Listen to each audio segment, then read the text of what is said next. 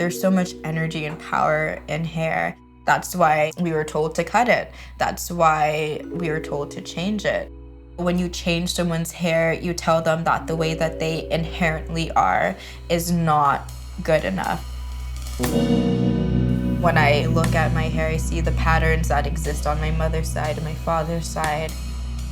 It reminds me of my ancestors and how they took care of their hair. My mom started perming my hair when I was 3 years old, actually. I thought that to do your hair as a Black person was to perm it and to straighten it. It took a massive unlearning to dismantle that. In different places in the world, there were actually laws that Black people couldn't wear their natural hair out. They had to cover it up. I've been natural for about 3 or 4 years now. I never ever touched a relaxer ever again.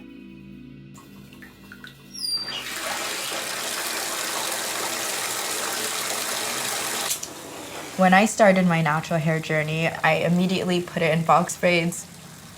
When I took it out, I was so blown away. I was so amazed. I hadn't seen my hair my whole life, basically, since I was 3 years old. It felt so alive and it felt so soft and so nice, and I was able to actually put my hands in my hair and feel like connected to it. Taking care of my hair, it was something that I actually had to learn to work with.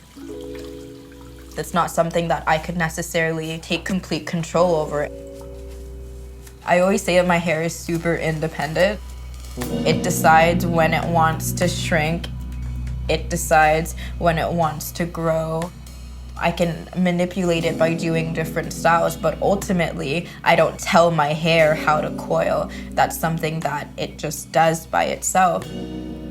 It's a relationship that I have. You have to nourish it, and you have to be intentional and loving.